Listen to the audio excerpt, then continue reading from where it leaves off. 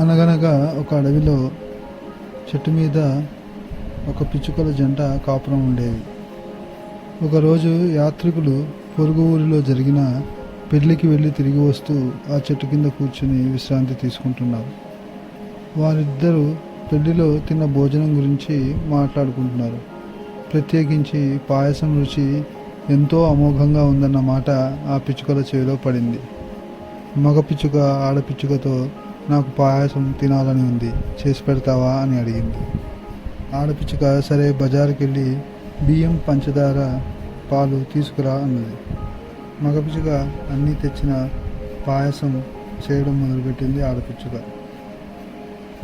పొయ్యి అంటించి గిన్నెలో నీళ్లు, బియ్యం పోసి ఉడకబెట్టింది.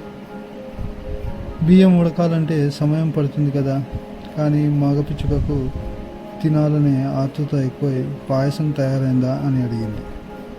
ఇంకా బియ్యం ఉడకలేదు అని చెప్పింది ఆడపిచ్చుక.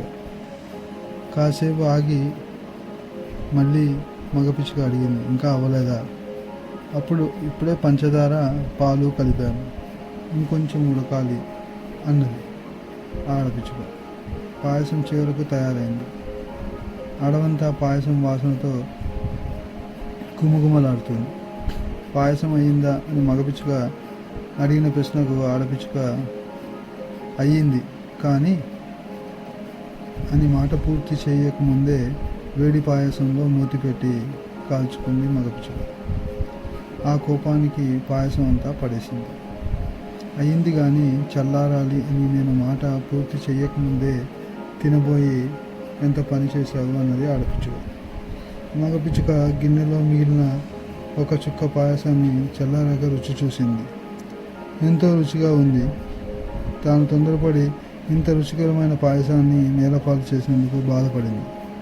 ఓపిక లేకుండా తొందరపడడం మంచిది కాదని అప్పుడు తెలుసుకుంది.